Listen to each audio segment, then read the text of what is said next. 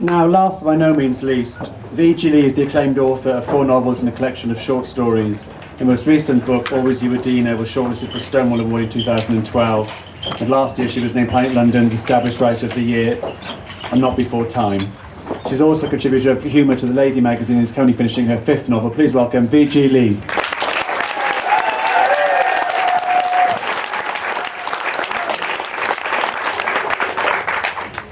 That's enough. It's lovely to be here again. In fact, I really think I just sort of I stay in a little burrow somewhere and just come out to Elfest every year. About 10 years ago, can you all hear me at the back? Yeah, that's good. About 10 years ago, I wrote a novel, Diary of a Provincial Lesbian, and the character that really seemed to stand out for people was Deirdre, and Deirdre's personality, I'll just rude, homophobic and thoroughly nasty. And we should all have a friend like that. It does us good. I must admit, I don't now have a friend like the woman that Deirdre was based on. Not that I don't like her, but she doesn't like me. And I think I have quite a short shelf life with friends. However, although I am trying to finish a novel, I've also been putting together some of the Deirdre stories, and I'm working on more, and it will be called The Book of Deirdre when it's finished. But I'm going to read just a couple that some of you may know, but they will be part of it. But it'll be more about Deirdre. This first story is Alpaca Moonlight, and I wrote it a couple of years ago, and I was very proud to have it in. It published also in the UK Lesbic Anthology, which came out, I think, this year, which is a lovely anthology full of fantastic lesbian authors. Alpaca Moonlight. Alpaca Moonlight. It was a warm afternoon, late summer a few years ago. I was sitting on my straight friend Deirdre's patio, which is small but raised to give a very distant sea view. Deirdre insists this adds at least another £20,000 to the value of her house. I'm off to London tomorrow, I'd said. A book launch at Foyles. Foyles? Is that like IKEA? She'd bundled her sheaf of curly hair onto the top of her head and secured it with some garden twine. No, it's a very big bookshop covering several floors. The author is Elfrida Greenlawn. I'd smiled self-consciously. She's a notable feminist lesbian. Never heard of her. Deirdre adopted the sneer in both tone and facial expression she only ever adopts when talking about poor people, ugly people, smelly people, and almost anyone who belongs to or works in a library. I persevered. Think Sarah Water, only a rural setting. Never heard of her either, she said. What about Dan Brown? I've heard of him. But he's not a feminist lesbian, Deirdre. Your point being, she said. We hadn't been getting on since the evening I'd announced that I wanted to be a more visible lesbian and not just her best friend. She'd looked up from unwrapping her Cadbury's cream egg and said, "What's wrong with being just my best friend?" "Nothing, but you have Martin and Lord Dudley, Deirdre's partner and cat. It's only natural I should want a woman to share my life with.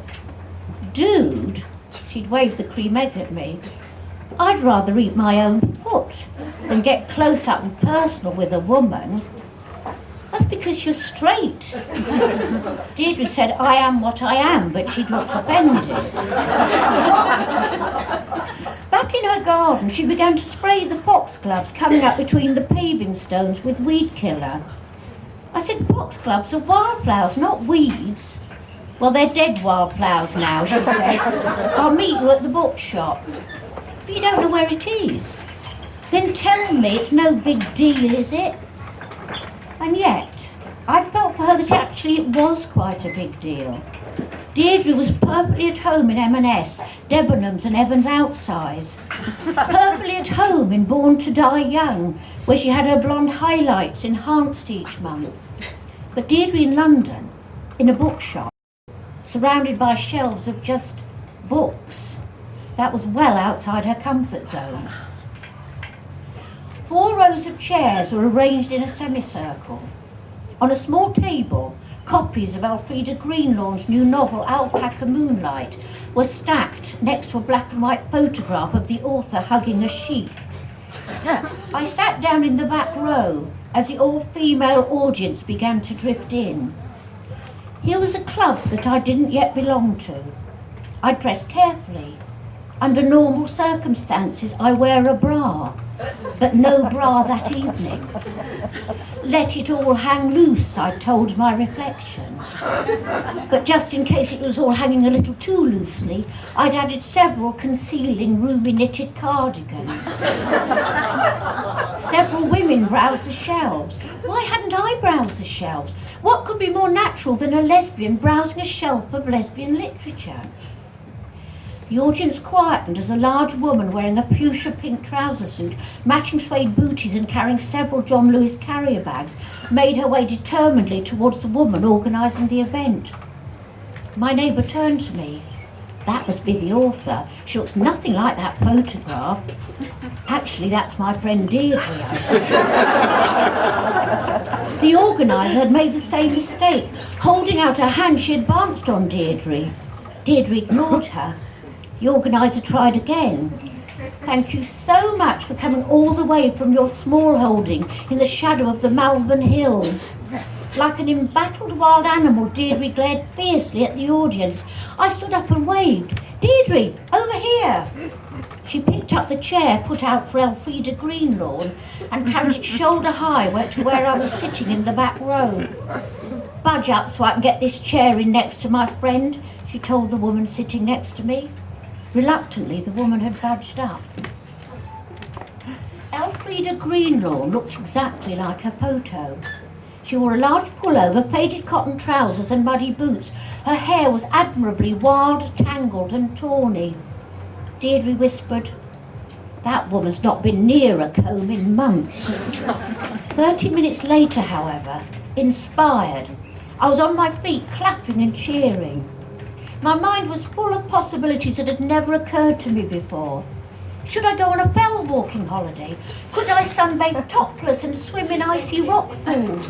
Was it too late to take up kickboxing, beekeeping, plant husbandry? I turned to say, wasn't she great?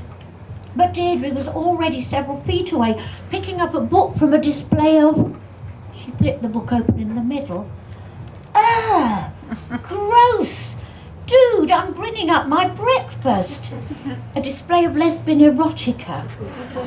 She tossed it back on the shelf. Head to one side, she began to read out titles. Hot lesbian erotica.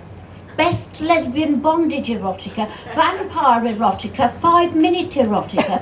Deirdre, the mammoth encyclopedia of erotica. The golden age of lesbian erotica.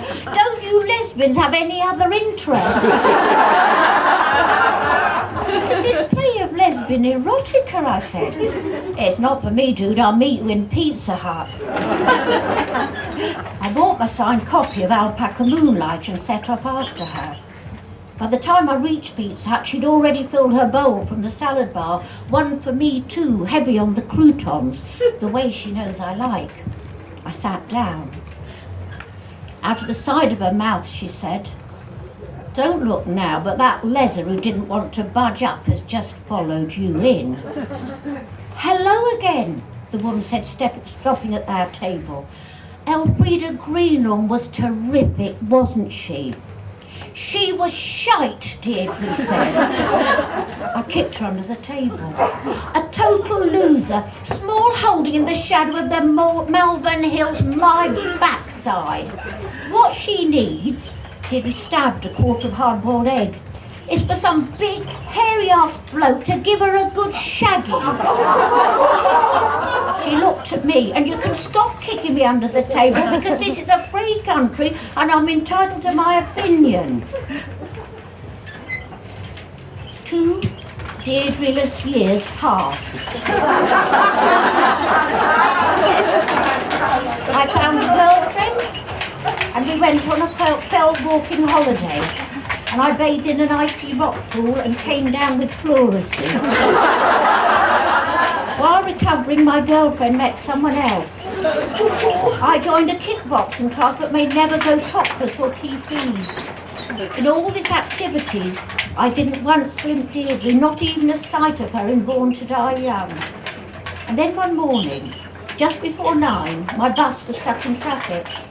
I noticed that Marks and Spencer's were having a summer sale. Their double doors were still locked, but a large blonde-haired woman was ramming the glass with her shoulder. Deirdre, of course it had to be Deirdre, took a step backwards. The woman pointed, the sales assistant inside was shaking her head and pointing to her watch. I thought Deirdre was about to walk away, but instead she bellowed, "Dude, can you open this fucking door?" As the bus finally sped off, I thought back that evening in Foyle. Deirdre carrying chair and carrier bags towards me through the rows of women so unlike herself. I remember thinking that she looked like an embattled wild animal. Yes, she was rude, homophobic, thoroughly nasty, but what sort of a friend had I been? I'd never given a thought to how she was feeling, not just then, but from the moment I told her that being her best friend just wasn't enough for me. The next day I headed into London and Deirdre's spiritual home, the bed linen department of John Lewis's. I've always been drawn to anything floral, and at that moment I felt I desperately needed a floral hit. And there it was, perfect. Egyptian cotton, 600 thread, pink tea roses. In my head I seemed to hear Deirdre say, "Step away from that bedding." My hand reached out to pluck the duvet from the rack. "Leave it." The voice was at my shoulder. I turned. "Deirdre!" She held up her hand like a traffic cop. "Love means never having to say you're sorry," she said. I wasn't intending to say sorry. "Me neither," she said. She looked different. She'd styled her curls into a smooth French pleat and wore a tailored trouser suit. She twirled.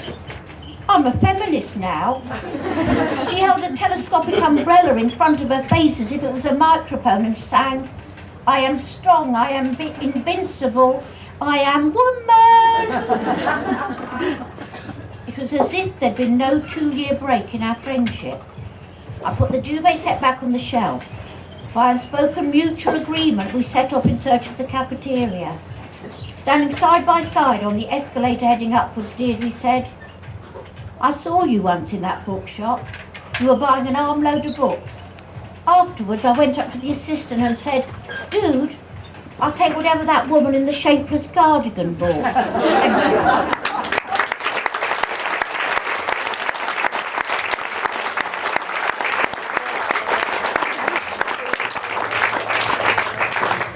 And this one, I wrote quite some time ago. It was when the film Pride and Prejudice came out with Keira Knightley, and I went to the cinema with the woman that this is based on. So it's called Shush. I queue for the tickets. The film is Pride and Prejudice. The foyer's packed with women, a few men looking slightly adrift. There goes Deirdre battling through the melee to get to the ice creams. She flings open the door of the freezer and falls across the crowd. "I'm having Chunky Monkey, what flavour do you want?" "Black Forest Gatto," I bawl back. From the freezer, she heads for the counter. Deirdre is a sizable woman wearing a mean, no-nonsense expression on her face. The group of sensibly dressed middle-aged women fall back and let her push in front. She buys a large carton of toffee-flavoured popcorn plus an economy-sized bag of M&Ms. Going up the staircase to Cinema 1, I say, I'm not fond of M&Ms, Deirdre." Good, she says. More for me. There's a cheeky, childlike quality to Deirdre's absolute commitment to putting herself first that amuses me.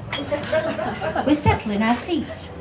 Bloody good job my Martin didn't come with us, she says, looking round. All these women would have given him the heebie-jeebies. Get stuck in, she says, re my ice cream tub. A rustle of excitement runs through the packed cinema. Sweet trappers are extinguished, conversation fade. Here is Elizabeth Bennet, played by Keira Knightley. Here is Elizabeth Bennet's ramshackle family. Time passes. I'm engrossed in the film, apart from an awareness of Deirdre's plump hand plying its way between the M&M's packet and her mouth. Then very slowly she leans towards me and whispers, Keira Knightley's got no bosoms. But she's very pretty, I whisper back. Do you think so? She reminds me of Winona Ryder, and we all know what happened to her. A woman in the row behind hisses, shh, shush yourself. But she subsides back into a seat, and then the penny's just dropped. The dad's Donald Sutherland. Hasn't he aged? What was that film where he was stabbed to death by the dwarf in the red sou'wester? Will you be quiet? The woman behind us lays a hand on Deirdre's silken shoulder, which is unwise. Oi, oi, oi, Deirdre says, who you molesting? The woman smartly removes her hand. I'm merely asking you to keep quiet. I'm merely asking, Deirdre mimics. From all sides of the audience, we are now being shushed. That's enough, Deirdre, I snap. Sorry, I say to the woman, and she smiles stiffly. I try to concentrate on the film. Miss Bennet is dancing with Mr. Darcy, who possesses a thunderous brow. However, there is a definite frisson of attraction between them, which is as it should be. I suddenly realise that Deirdre is laughing. This film is not for her. Nobody has been shot, stabbed or murdered, and she knows that nobody will be shot, stabbed or murdered. There is nothing for her to look forward to. She bangs down the empty seat next to her and wedges her popcorn carton into an upright position to better rummage in her bag of M&Ms. Bag splits and M&Ms cascade onto the floor. Sod it, she says, and starts to scrabble after them. I grab her arm. Deirdre, no! It's filthy down there. You can't possibly eat sweets that have rolled on the cinema floor. Try me. Her voice is muffled by hair and by her head plunging between her knees. I take hold of her shoulders and pull her back up. She blows out her cherub lips like a naughty, restless pony. Look, finish my tub, Deirdre. She takes it. You're a slow coach, she says, and I can't get on with Keira. Would Mr. Darcy really fall in love with a woman with no bosoms? I whisper back, bosoms aren't everything. Get real, she says. All men like bosoms, present company excluded. I'm not a man, Deirdre. Sometimes you can be very ignorant. Ignorant what? Behind us, the woman who complained jumps to her feet, grabs her coat and bag and rushes up the aisle to the exit. What's her problem, Deirdre says. No time to reply, as a man in a cheap maroon dinner jacket, accompanied by a complaining woman, is shining the torch at us and saying urgently, come on, out of it, as if he's discovered a couple of kids ripping up the seats. This film's not finished yet, mate, Deirdre says. I'm the manager, not your mate. It has as far as you're concerned. Me and my partner visit this cinema at least twice a week. Well, you and your partner are barred from now on. The woman says, actually, her partner wasn't the one making all the noise. I smirk gratefully, which I know isn't admirable. Deirdre shoots to her feet, sending a jet of M&Ms and popcorn over the row in front. She's not my partner, she squeals. I'm not a bloody leather. Deirdre, I snap. From several rows back, someone lobs an empty ice cream tub at her. She neatly bats it away and it flies past the manager's ear. You bloody fuckers, Deirdre shouts at everyone. You bloody leather, someone shouts back. Deirdre, hands on hips, hair in fabulous disarray, rounds on the disembodied voice, while behind her, Mr. Darcy Darcy embraces Elizabeth Bennet. Do I look like a lesbian, Deirdre demands. Yes, the entire audience is in agreement. You fucking bastards! Deirdre pushes past me, past the manager who raises his torch as if fending off a blow, past the complainant using the manager's body as a shield. She storms up the aisle accompanied by loud cheering and stamping of feet. I follow her out. No cheer for me, a couple of boos which I consider most unfair. Thank you very much.